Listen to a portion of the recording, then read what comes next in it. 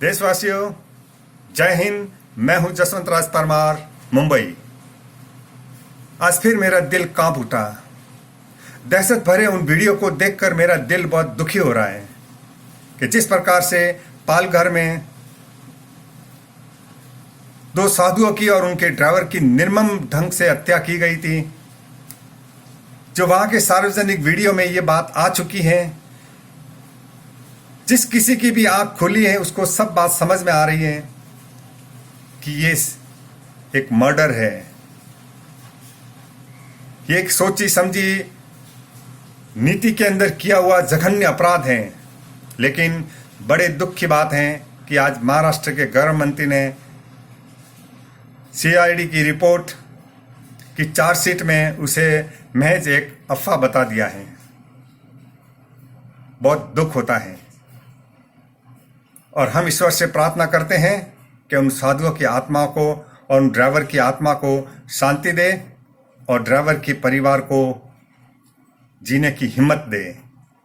लेकिन ये बात कभी भारत के मानस पटल से कभी ये झुटलाई नहीं जा सकती है कि वो एक महज अफवाह थी, एक इत्तेफाक था, एक घटना थी। जिस प्रकार से साधु 2 घंटे फॉरेस्ट चौकी में बैठे थे, पुलिस की निगरानी में बैठे थे,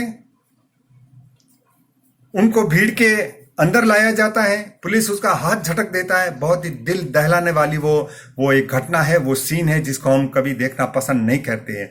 जब भी वो सीन सामने आता है एक दहशत से फैल जाती है। इसलिए मैं महाराष्ट्र सरकार और भारत सरकार से ये दरखास्त करूंगा कि जहां तक हो सके इसकी सीबीआई की इंक्वायरी की जाए। ये घटना नहीं है, ये भारतीय भगवा पर एक दाग है और ये दाग हिंदवाय रीज और हिंदू हृदय सम्राट की धरती पर हुआ है। ये बहुत बड़ी दुख की बात है। ऐसे में हम चाहते हैं कि सत्य बाहर निकल आए और अगर अफवाह है तो सीबीआई की इंक्वायरी कराने में तकलीफ क्या है। नहीं डरना चाहिए, इंक्वायरी होनी चाहिए। वक्त बताएगा, भारत की सुप्रीम कोर्ट बताएगी, केंद्र सरकार बताएगी।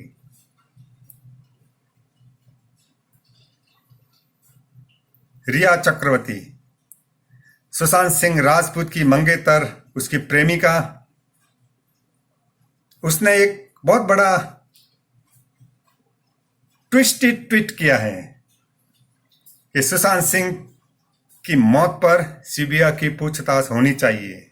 बड़ा ही रोचक तथ्य है, बड़ा ही रोचक मोड़ है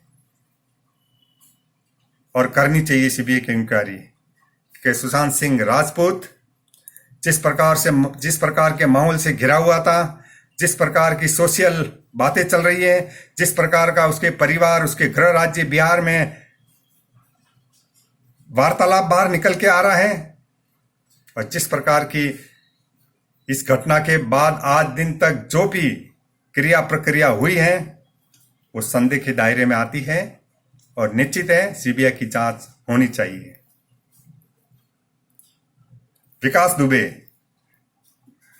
विकास दुबे का एनकाउंटर फर्जी था। कुछ ऐसे ही लोग हैं जो मौके की तलाश में रहते हैं और वो कहते हैं उसकी भी सीबीआई इंक्वायरी होनी चाहिए।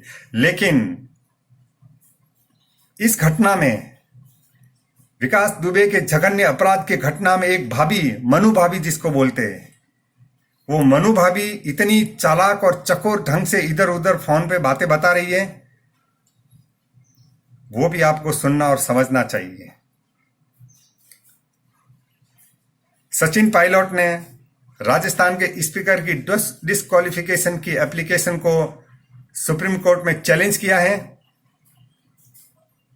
7:30 बजे उसकी कार्रवाई आरंभ होगी। देखिए क्या नतीजा आता है। क्या राजस्थान सरकार का भविष्य क्या होता है?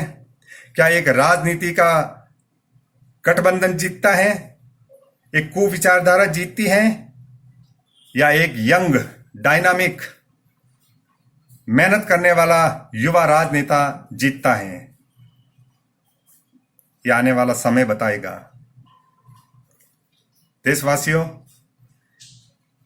जिस प्रकार भारत गणतंत्र देश है, अभिव्यक्ति की आजादी है, सहिष्णुता है, सर्वधर्म का सम्मान है, हर धर्म का इंसान भाई भाई, ऐसे में चीन में एक घटना हुई है कि वहां की चीन की एक बेटी अपने कार्य के वीजा पर वो ऑस्ट्रेलिया में काम करती है और ऑस्ट्रेलिया में उसने चीन के विरुद्ध कुछ बातें डमी ट्वीट करके चाइना के विरुद्ध में उसने वहां पर फैलाई।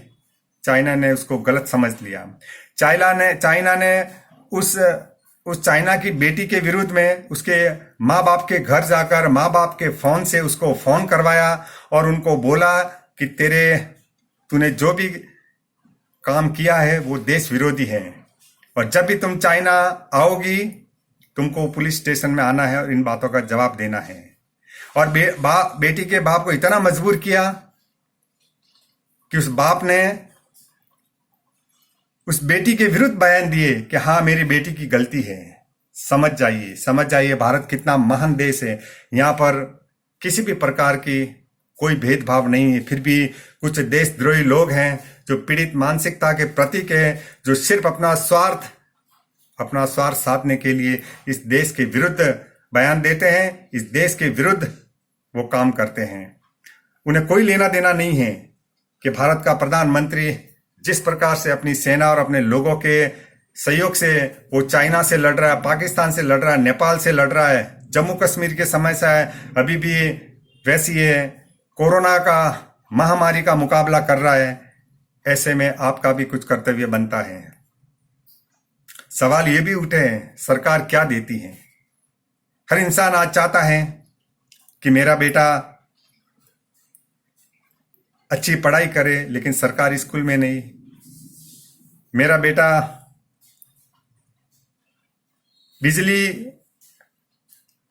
बिजली का उपयोग करे, लेकिन वो भी प्राइवेट होनी चाहिए। खेलकूद प्राइवेट संस्थाओं में, इलाज प्राइवेट अस्पतालों में। इस प्रकार के हर कार्य वो सरकार का पसंद कम करता है और दुगुने तिगुने कीमत देकर वो प्राइवेट में जाकर अपना जीवन अच्छे ढंग से पहचान बनाने में लगा रहता है। ये भी एक विडंबना है। सरकार के हर कार्य को निचले स्तर का माना जाता है, ये नहीं होना चाहिए। सरकार को इस ओर ध्यान देना चाहिए और सरकार की जितनी भी सुविधा है उनको अच्छा करना चाहिए ताकि लोग उसका लाभ ले सकें। देशवासियों, कोरोना का काल है, संभल के रहिए, सोशल डिस्टेंसिंग का पालन कीजिए, 2 गज की दूरी बहुत है जरूरी, मुंह पे मास्क लगाइए, 20 सेकंड तक हाथ धोइए, अपना ख्याल रखिए, अपनों का ख्याल रखिए, बिल्कुल निश्चिंत रहिए। आने वाला समय आपका है, अच्छे ढंग से आपका है। डिजिटल दुनिया होगी और जो दुनिया बीत गई है भूल जाइए उसको। अब वैसा जीवन आपको जीने को नहीं मिलेगा। जो भी जीवन जीने को मिलेगा शानदार होगा। खुशहाल रहिए, जोश में रहिए, हंसते रहिए। Stay fit and take care. भारत माता की जय।